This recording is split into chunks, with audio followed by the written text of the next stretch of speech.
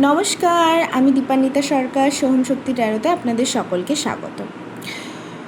এই রিডিংটা একটু স্পেশাল হবে জগন্নাথ দেবের স্নানযাত্রা উপলক্ষে এবং পূর্ণিমার জন্য, যে এই এনার্জিটা কি বলছে এখন, আর জগন্নাথ দেব আপনাদের জন্য কী কী ব্লেসিংস আনছে।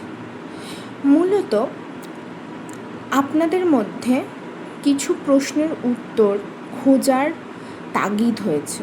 এর জন্য নিজেকে যে এত অ্যাভেলেবেল করে দিয়েছেন সবার কাছে, মানে এই ধরুন আপনাকে বলছে চ ঘুরতে যাবি, হ্যাঁ হ্যাঁ চ, এদিকে আপনার কিন্তু অলরেডি অনেক কাজ পড়ে রয়েছে, সেটা আপনি দেখছেন না, নিজের দিকটা খেয়াল রাখছেন না।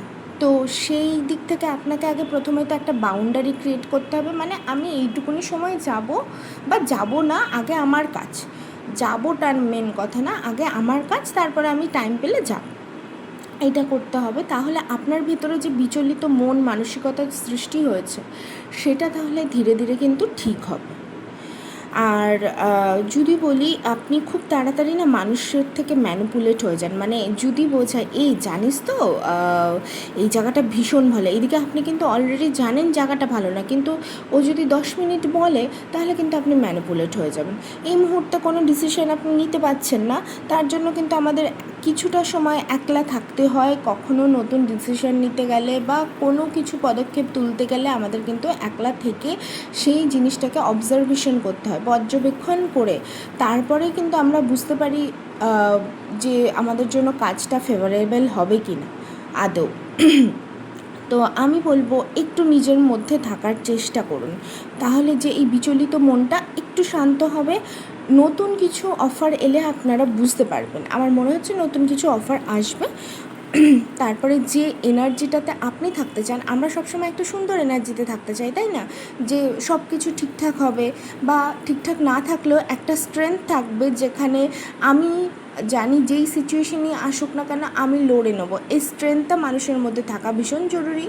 তো সেইটা আপনি চাইছেন, এটা আপনি ছোটোবেলা থেকেই চাইতেন যে আপনার মধ্যে এই শক্তিটার প্রকাশ ঘটুক, যেখানে আপনি নিজের থেকে সব পারবেন, সমস্ত কাজ সামলানো থেকে শুরু করে সমস্তটা। হয়তো প্রথমে ওই যে ভয় ব্যাপারটা ওটা থাকবে, কিন্তু ধীরে ধীরে আপনি স্টেবল হয়ে যাবেন।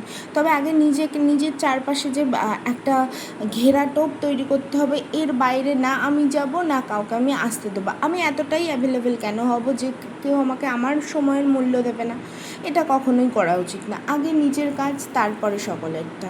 আর নিজের মধ্যে একটু থাকার আপনাকে চেষ্টা করতে হবে। আর এইটা আমার মনে হয় এই রিডিংটা বেশিরভাগ ছেলেদের ক্ষেত্রে ম্যাচ হবে, কারণ আমি একটু ফেমিনাইন এনার্জি একটু কম পাচ্ছি। তবে ছেলেদের ক্ষেত্রে আমি বলবো একটুখানি সাবধানে যাবেন বা চলবেন। আর যদি বলেন আগামী দিনে কি হতে চলেছে, যদি একটুখানি নিজের মধ্যে একা থাকতে পারেন তাহলে সেই স্ট্রেংথটা আপনি পাবেন। অনেক সময় আমরা স্ট্রেংথটা হারিয়ে ফেলি।